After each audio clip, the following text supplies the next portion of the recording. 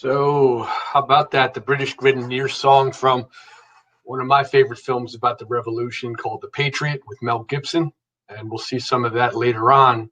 How's everybody doing? I hope you're doing okay. It's Jeff Kampf. I wish I was coming to you live and in person, but this is the next best thing. And I guess, the webinar is the way to go right now since I can't be with you in person, but I do look forward to seeing all of you very soon. Patty asked me to do this special presentation for the 4th of July. We're going to look at the Declaration of Independence and the history of Independence Day, our 4th of July celebration, and we're going to get started with history. And we'll look at the Declaration of Independence.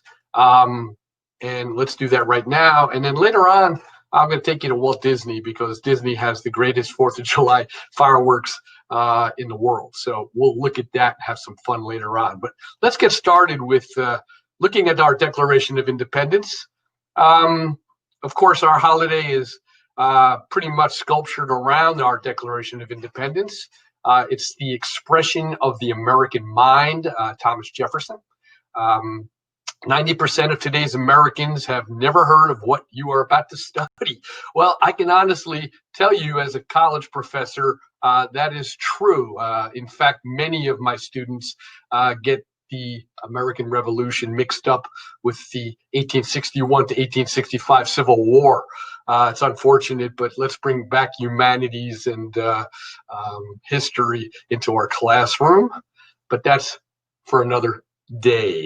In 1776, 90% of Americans had a basic understanding of what you were about to study. A declaration is a formal announcement, either spoken or written, a declaration of war, the Declaration of Human Rights. In 1760, October 26, 1760, King George III, he becomes king. And in 1764, Parliament passes the Sugar Act, which raises taxes on items shipped to the colonies on sugar, wine, coffee, dyes, and cloth. On April 19th, in 1764, Parliament passes the Currency Act, prohibiting the colonies, the American colonies, from issuing paper money. Because silver and gold cannot be imported into the colonies, it becomes difficult to conduct business.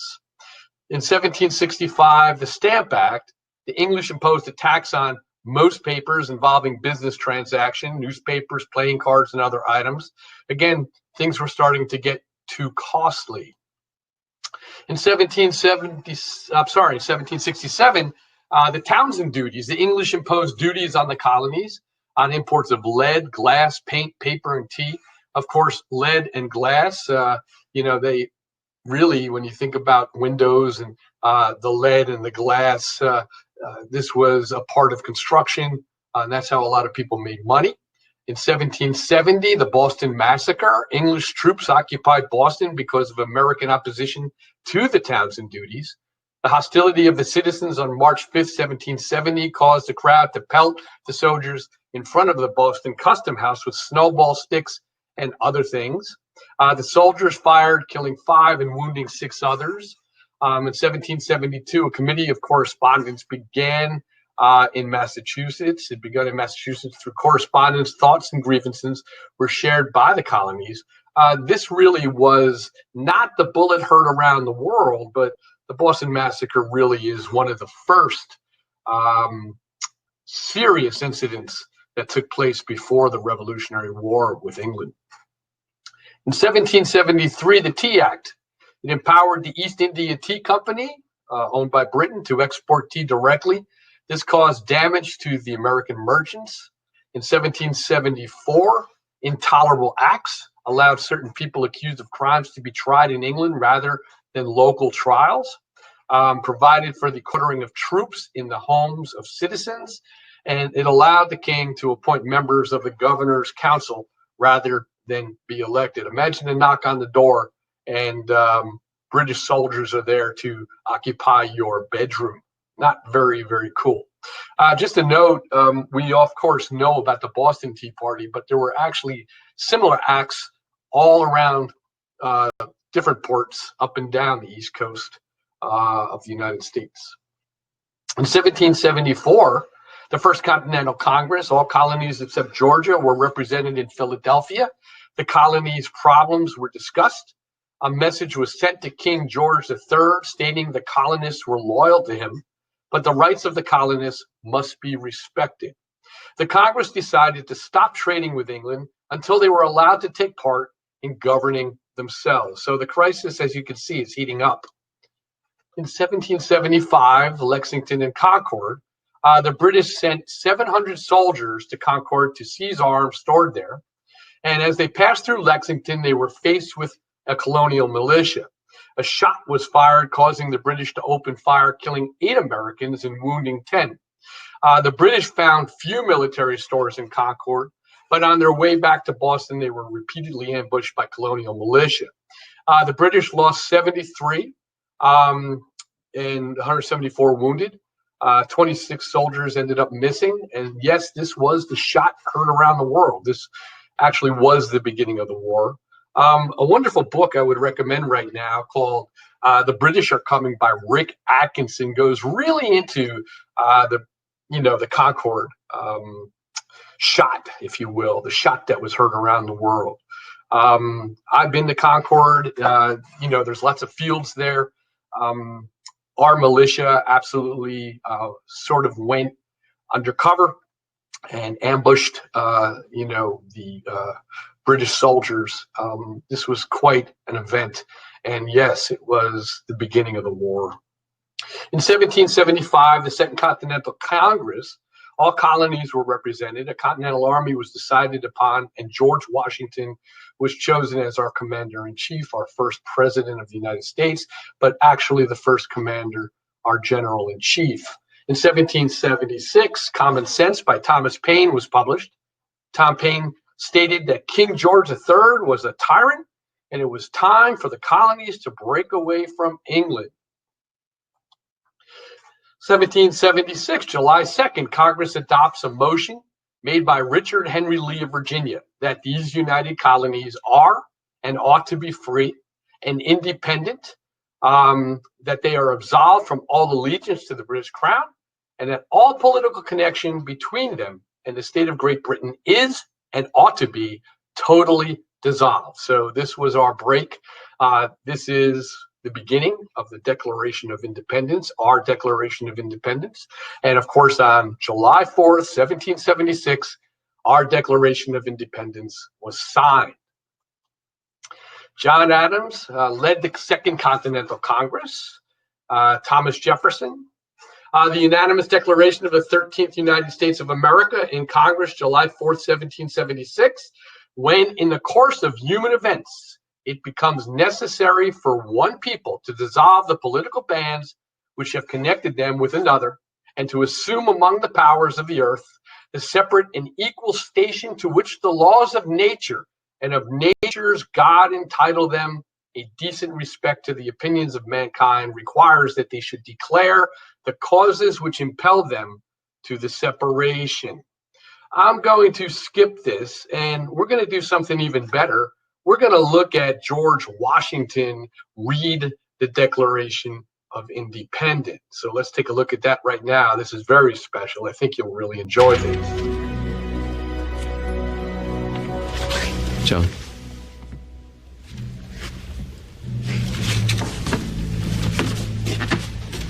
Here, you've earned this.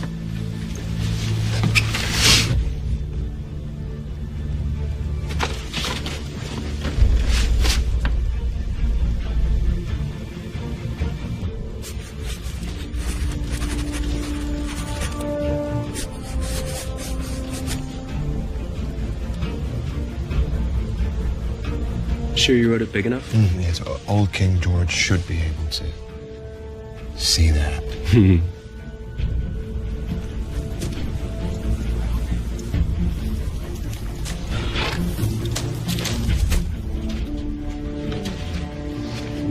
When in the course of human events it becomes necessary for one people to dissolve the political bands which have connected them with another, a decent respect requires that they declare the causes which impel them to the separation. We hold these truths to be self-evident. that all men are created equal, that they are endowed by their Creator with certain unalienable rights, and among these are life, liberty, and the pursuit of happiness. To secure these rights, governments are instituted among men, deriving their just powers from the consent of the governed.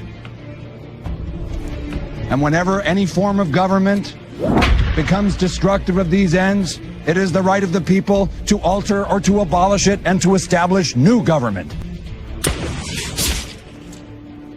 We, therefore, the representatives of the United States of America, do, and with the authority of the good people of these colonies, solemnly publish and declare that these united colonies are, and of right ought to be, free and independent states, that they are absolved of all allegiance to the British Crown, and that all political connection between them and the state of Great Britain is and ought to be totally dissolved. In the support of this declaration, with a firm reliance on the protection of divine providence, we mutually pledge to each other our lives, our fortunes, and our sacred honor.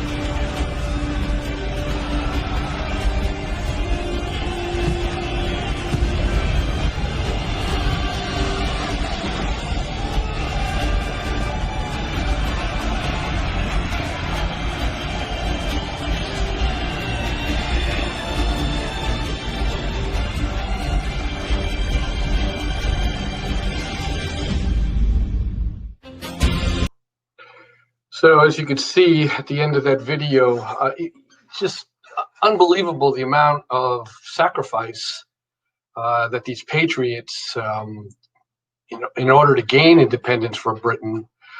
It wasn't until I read Atkinson's book, The British Are Coming, I never realized how many were actually killed. So many of our American patriots were killed on the battlefield. It was a terrible war. And the British were just so experienced, and they had such weaponry. Again, they fought right before our revolution with the Americans. They were pretty experienced fighting in North America, and even before that, they fought, of course, the Scots. I'm watching an amazing series called Outlander about the Highlanders and the Scotch. Their war of independence, which of course they lost. The British, an incredible army, and we did lose so many patriots. We should remember that today, absolutely. Okay, so let's go back. I'm going to do another PowerPoint for you, which I found. This is basically the symbolism of the American flag defined. I thought this was very interesting. I never realized the symbolism of some of the parts of the American flag. With Independence Day right around the corner, millions of patriotic Americans are purchasing flags to show their support and celebrate this nationally recognized holiday. If you truly want to celebrate our nation's independence, however, you need to first familiarize yourself with the symbolism behind the American flag, as this plays a key role in its meaning and its purpose. So red, white, and blue. Well, these three colors have long been associated with the United States and its respective flag. Yet few people know the symbolism and meaning behind them. So what do these colors symbolize? Well, white symbolizes purity and innocence. Red symbolizes strength and valor. And of course, blue symbolizes vigilance, perseverance, and justice. Of course, these characteristics are aligned closely with the values of America, which is why they are represented in the colors of the American flag. The stripes. Well, the modern-day American flag possesses 13 stripes of alternating red and white color. Like every other element on the American flag, there's deep meaning behind these stripes. With America gained its independence, when America gained its independence from Great Britain, it did have 13 colonies. Delaware, Pennsylvania, New Jersey, Georgia, Connecticut, Massachusetts, Maryland, South Carolina, New Hampshire, Virginia, New York, North Carolina, Rhode Island, and the Providence Plantation. The 13 stripes found on the American flag represent each of these first 13 colonies. The stars, as you may already know, the 50 stars on the American flag represent the 50 states of the United States of America. This hasn't always been the case, though. The American flag had fewer stars more than a century ago, during which, of course, it had fewer states. In 1912, the number of stars on the American flag grew to 48, thanks to the addition of New Mexico and Arizona. This remained the country's official flag for the next 47 years, making it the country's longest running flag in its history. It wasn't until August 21st, 1959, when President Eisenhower ordered the American flag to be updated with 50 stars. Since then, the American flag has remained with 50 bold stars neatly arranged in the upper left-hand corner, with one star for each of its 50 states. In addition to representing the 50 states, the 50 stars on the American flag also represents a divine goal. In 1977, the House of Representatives published a book in which it described the American flag stars as being a symbol of the heavens and the divine goal to which man has aspired from time immemorial.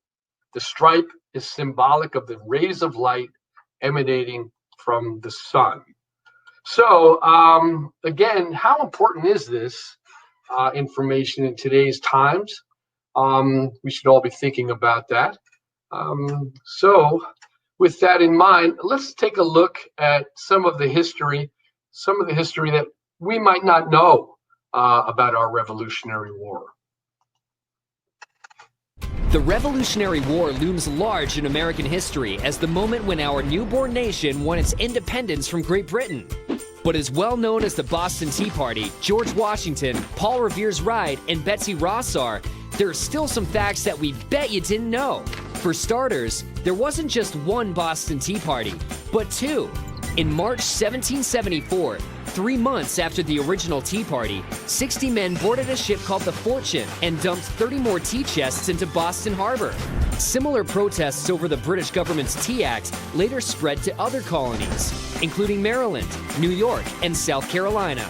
And did you know that despite the dramatic story told in the famous 1861 poem, Revere didn't ride alone to warn fellow patriots that British troops were approaching Lexington on the night of April 18, 1775? William Dawes and Samuel Prescott rode alongside him, and some 40 men eventually joined the three patriots on their worthy mission. Revere also never shouted, "The British are coming," as the legend has it. In fact, he was warned to be very discreet about who he told and how. Though the most famous images of Revolutionary War patriots tend to be of white men in wigs, women, African Americans, and Native Americans all fought for the revolutionary cause. Thousands of women traveled with the Continental Army, working as laundresses, cooks, nurses, and even spies or couriers. Some, like Margaret Cochrane Corbin, actually took over for their wounded husbands behind the cannon. Corbin became the first woman to receive a military pension and is now buried with full military honors at West Point. It has been estimated that at least 5,000 African Americans also fought on the Patriot side. In New England, blacks served in integrated units and received the same pay as whites. And though many Native Americans allied themselves with the British in the hopes of protecting their homelands from colonial expansion, others, including most Native Americans living in New England and some of the Iroquois peoples, fought alongside the colonists. And did you know there were pirates that fought for the revolutionary cause? Strictly known as privateers, these vessels were licensed by the Continental Congress to harass and disrupt British shipping throughout the war. Though no match for the powerful British Navy, privateers managed to help themselves to some $18 million by the end of the war, around $302 million in today's dollars. Pirates as revolutionaries? Now that's something we bet you didn't know.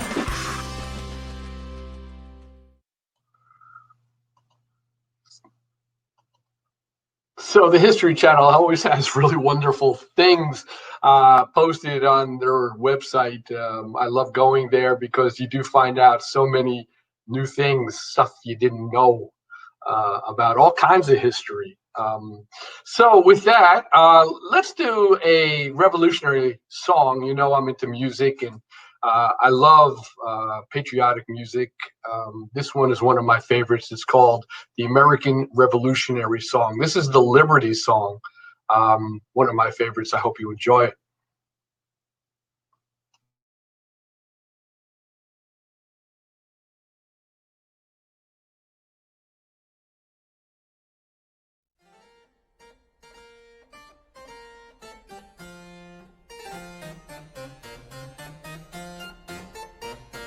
Come join hand in hand, brave Americans all, and rouse your bold hearts at fair liberty's call. No tyrannous act shall suppress your just claim, or stain with dishonor America's name. In freedom we're born, and in freedom we live. Our purses are ready. Steady, boys, steady, not as slaves, but as free men our money will give. Our worthy forefathers, let's give them a cheer. Through climates unknown did courageously steer. Through oceans to deserts for freedom they came, and dying bequeathed us their freedom and fame. In freedom we're born, and in freedom we live. Our purses are ready. Steady, boys, steady, not as slaves, but as free men our money will give. Then join hand in hand, brave Americans all. By uniting we stand, by dividing we fall. In so righteous a cause let us hope to succeed, for heaven approves of each generous deed. In freedom we're born, and in freedom we live. Our purses are ready. Steady, boys, steady, not as slaves, but as free men our money will give.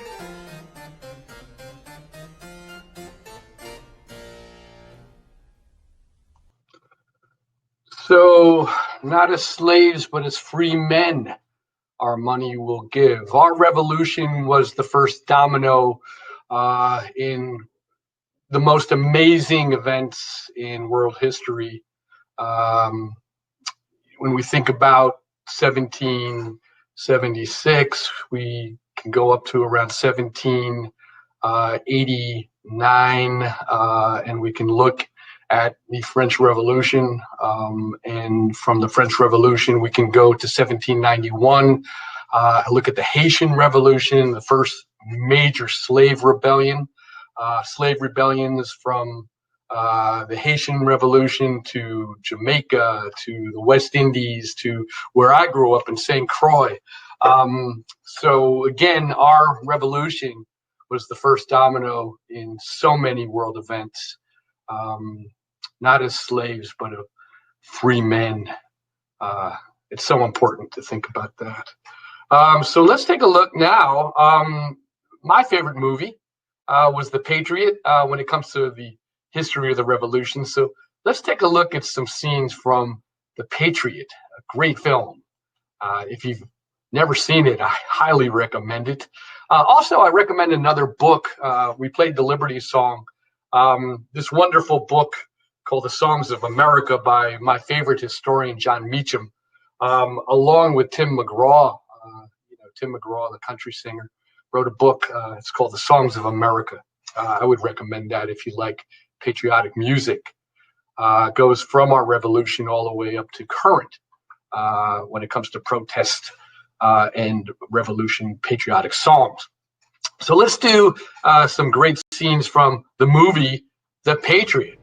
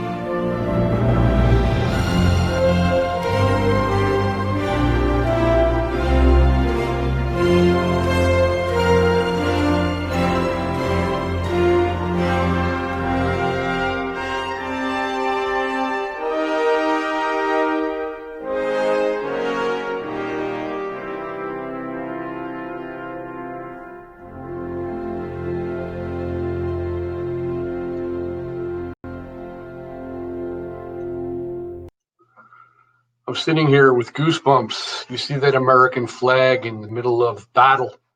How many times have we seen pictures like that? Again, sacrifice. So many through the years have sacrificed their lives and their families for our freedom. It's important to think about at this time especially. So notice also the French. One of the big consequences of the war was, of course, Lafayette and the French coming in at the end of the war. And many scholars will say that if it wasn't for the French and their sacrifice, we might not have beat the British during the Revolutionary War, and that would have changed history forever. But the French did come over, and they sacrificed a lot, especially money and lives. And it was a big cause of the French Revolution years later because France never recovered. So big sacrifice by the French. So I'm going to give you a few minutes to go grab a hot dog and a hamburger, traditional 4th of July, meals, some lemonade. And right now, as promised, we're going to look at some fireworks. This is my favorite fireworks. We took our kids when they were little. Enjoy.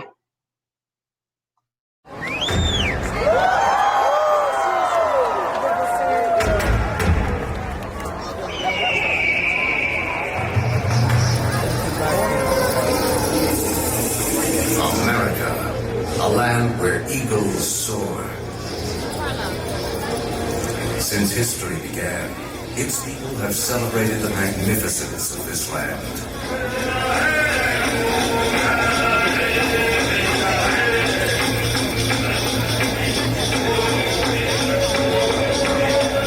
Tonight, we celebrate America, the land of many people, a country that continues to grow, a nation of courage and independence.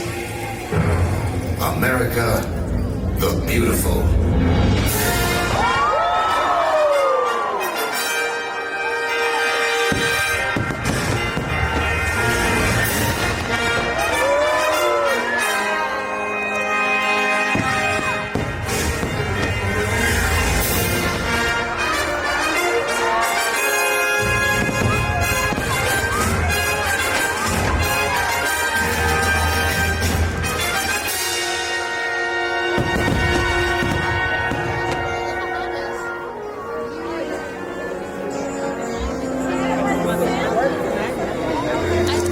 To honor Independence Day, we welcome you to our 4th of July celebration as we commemorate the birthday of this great nation.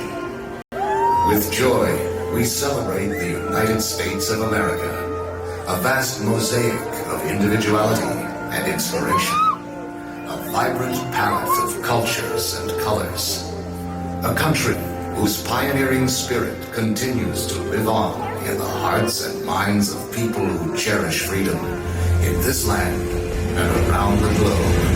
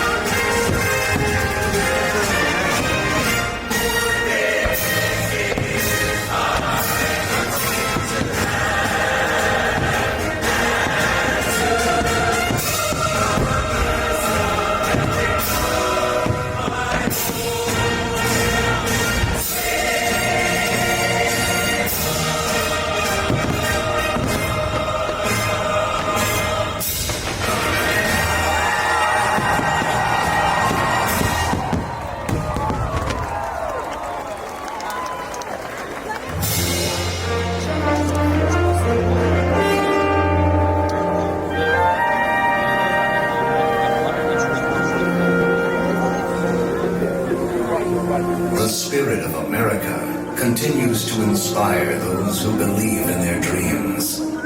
From sea to shining sea, we are proud to share all that this great and beautiful nation has to offer. In the words and melodies of beloved American folk songs, that enduring spirit is found in the music of our land.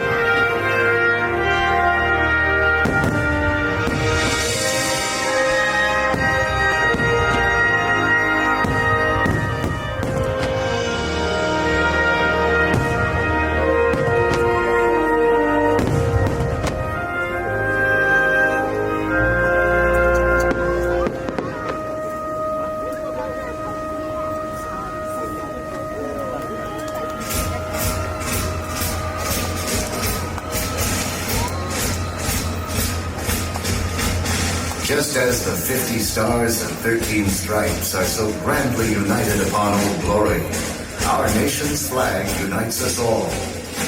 Let us join together in salute to the red, white, and blue, and cheer the hopes and dreams that continue to shine throughout America.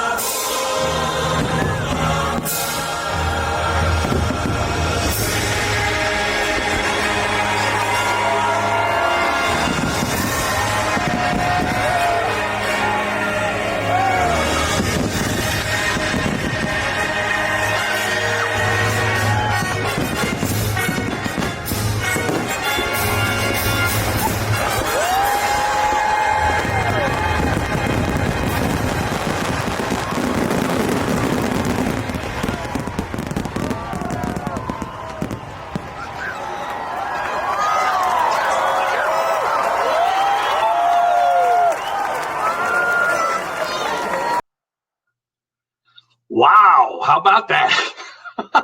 Disney and Macy's as American as apple pie. But there is one thing that I'm missing being an American, and it's this. I miss my Yankees. I miss baseball so much. Can't wait to get back to the park. Anyway, I hope you enjoyed this. I wish you all a very happy 4th of July, a great American Independence Day. Stay safe, stay well, and I really look forward to seeing all of you. Thank you, Patty and Nada, for allowing me to do this for all of the residents who I really miss so much. Enjoy, and I hope to see you in person real soon. Bye now.